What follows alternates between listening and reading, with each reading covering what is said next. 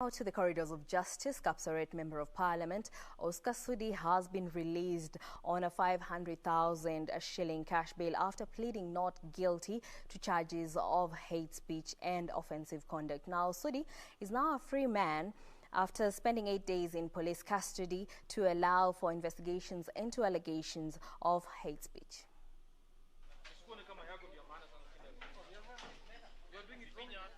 Outspoken Kapseret Member of Parliament Sudi was charged at Nakuru Court with hate speech and offensive conduct.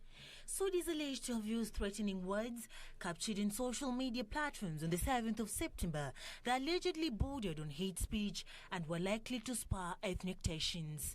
Appearing before Senior Principal Magistrate Lilian Arika, Sudi denied the charges and was released on a cash bail of 500,000 shillings, an alternative bond of 1 million shillings, and a surety of similar amount. Meanwhile, it was a victory for former local government permanent secretary Sami Kirui after the High Court quashed his sentence in the 283 million shilling cemetery land saga. Kirui had been charged alongside the late former town clerk John Gaku. However, Mary Ngede and Alexander Musei will be sentenced after being found guilty. Meanwhile, two web tape directors Mushemi Njunji and Robert Muriithi Muna, who had been charged alongside 16 others, have agreed to testify as state witnesses. The duo were among those mentioned in a 1 billion shillings graft scandal, as the National Hospital Insurance Fund had been contracted to offer revenue collection services to NHIF without proper planning, leading to the loss of 1.1 billion shillings of public funds. The hearing is set for the 18th of November. Finally, in a cry for justice for victims of police brutality during the COVID-19 pandemic, Haki Africa and Kituo cha Sheria have filed a petition on behalf of 5 victims, who include Hussein Moyo Molte, Joseph Siminyu, Judith Simiyu, Daniel Waithungi Nganga, Jackton Ouma Ochilo.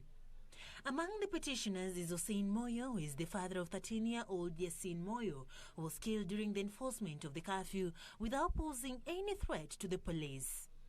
In the petition, the police are accused of enforcing the curfew in the most brutal, unreasonable, and inappropriate manner. They are accused of allegedly shooting innocent Kenyans, lobbing tear gas and merciless beatings. The human rights groups are seeking compensation from the state for the victims, amounting to 396,220,000 shillings. The human rights groups are seeking compensation from the state for the victims, amounting to 396,220 shillings. For Channel 1 News, I'm Sarafina Robe.